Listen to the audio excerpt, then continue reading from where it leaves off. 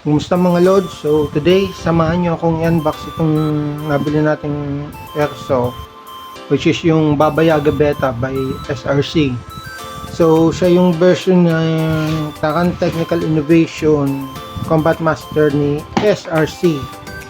So hindi nga lang siya license tulad ni EMG, pero ang kagandahan sa kanya, fully metal na siya and compatible siya sa CO2 and green gas. So yung kasama niya sa box niya is itong kanyang user manual, yung unit mismo, and yung kanyang extended magazine which is kulay silver. So ang ganda tingnan, diba guys? So nagustuhan ko kasi dito is since metal na rin yung mga firing pin niya, so hindi na siya ganun kapong masira. Medyo mas matibay na siya kaysa dun sa mga alloy pa din. And straight from the box, malakas na talaga siya. Nung tinest natin to dun sa binilhan natin, which is kay Nek PH, so nag-range yung FPS niya ng 366. And natry ko na rin siyang gamitin, and maganda yung accuracy niya. So nakakaliw talaga siyang gamitin. Although syempre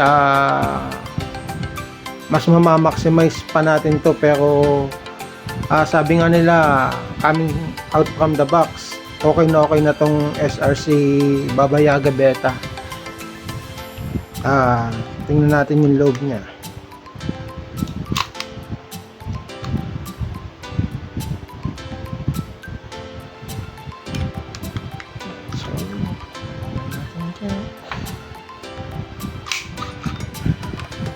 So as you can see guys, ayan yung mga metal parts niya sa frame. And then dito naman sa kanyang slide,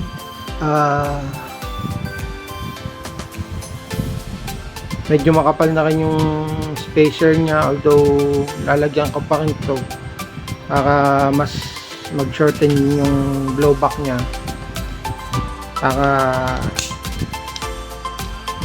mas gumanda rin yung performance and para mas maging matibay siya. So ayan, ito yung spring niya. Then guys, yung outer barrel niya actually dapat fix na to kasi meron na rin siyang allen screw dito. Kaya lang, since yung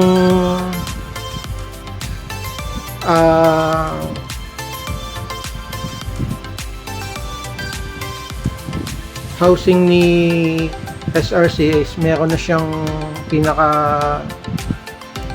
alak sa loob, so siguro mas kailangan mas mahaba yung allen screw, kasi dahil nga meron na siyang pinaka butas kung saan pwede siyang ilak. Is if itong barrel na to, yung stock na nakalagay na allen screw medyo mas maiksi, so although kung papalitan mo siya ng maple leaf, since wala siyang pinaka hukay sa housing, tama lang siguro pag hinigpitan mo siya. Pero dahil nga yung housing ni SRCI merong pinaka butas sa loob, siguro kailangan lang natin ng mas mahabang allen screw para tuluyang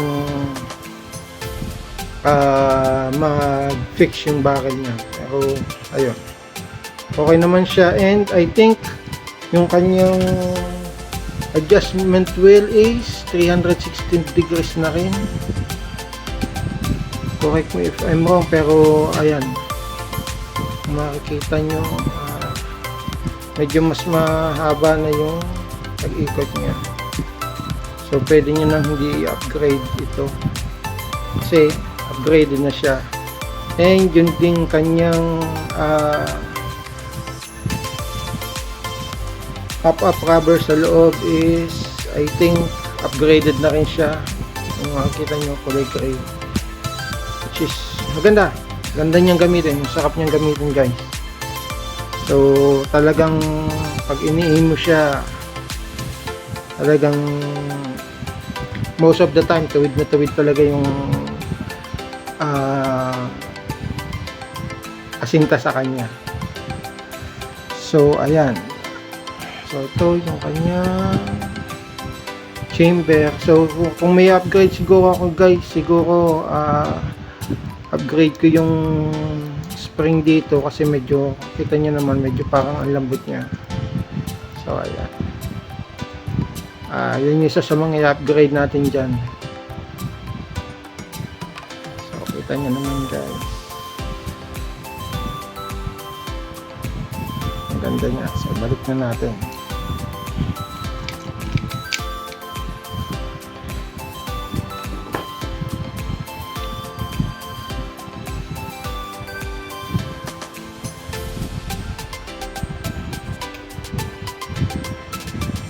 So siguro dadagdagan ko pa siya ng mga isang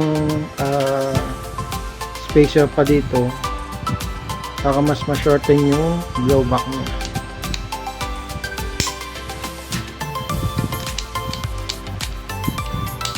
Abangan nyo na lang guys pag kuha na tayo ng mga upgraded parts niya.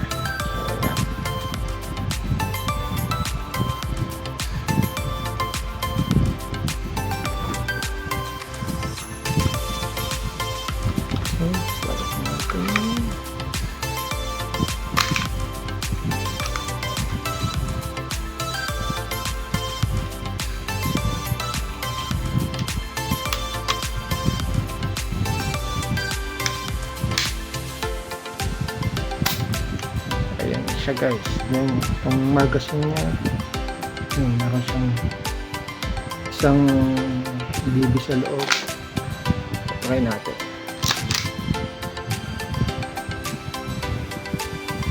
Ayan siya guys. Ayan. Actually guys, dahil walang available na SRC magazine kay Neknek nung kinuha natin yung yung WE na magazine yung nagamit natin, nabili natin sa kanya. Okay din naman siya, kaya lang nung una hindi siya naglalak once na naubusan na ng BB. So nagawa naman natin siya ng paraan. So medyo, nung tinignan ko kasi parang medyo malambot yung spring ni WE. Ayan, kita nyo guys, mas snappy yung tunog ng magazine ni SRC. So itong kay WE medyo malambot siya. So ang ginawa ko lang dito is tinanggal ko lang siya, then in-stretch ko lang konti yung spring. And so far okay naman na, gumana na rin siya. So once na wala siyang bala, ayun, nagsablay pa din. Anyway, ayun yung nakita kong problema kasi medyo malambot yung spring. Siguro kailangan nating upgrade to yung spring para at least mag-function din yung ano niya. Lalo na pag pinalitan siguro natin ng spring to sa loob, so baka mas lalong hindi niya kayanin yung lakas ng blowback. So ayun siya guys. So ayan, once na ito yung kukunin yung unit, kasama sa kanya is itong kanyang hard case, then yung unit and yung magazine, and then itong user's manual niya, user guide niya. So ayan siya guys.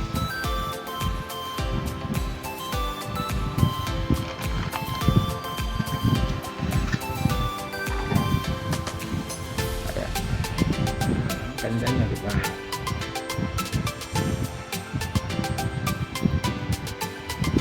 So sa mga susunod na video guys, siguro papakita ko sa inyo kung ano yung mga gagawin nating update sa kanya, as well pag dumating yung in-order natin na pwedeng target shooting. So pakita ka natin kung gaano siya ka-accurate. So far sa paggamit ko sa kanya, okay naman. Maganda naman yung naging performance niya kahit out of the box pa lang, kahit wala pa akong nagagawang update. So para sa akin, okay na okay siya. And considering na nabili ko pa siya na naka-sale, so nabili ko siya na medyo mababa.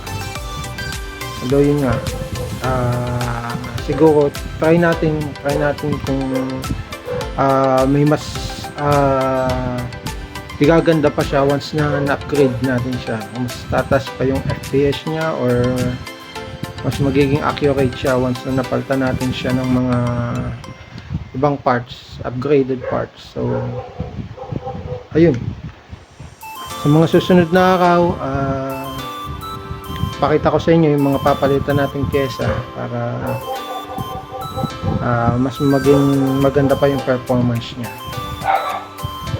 So ayun siya guys, SRC Baba Yaga Beta Combat Master. So ayun guys, yan na lang muna for now, and hope magkita-kita ulit tayo para at least may share ko sa inyo yung journey ko dito sa bagong hobby na to. So dito lang muna guys, till next time, goodbye.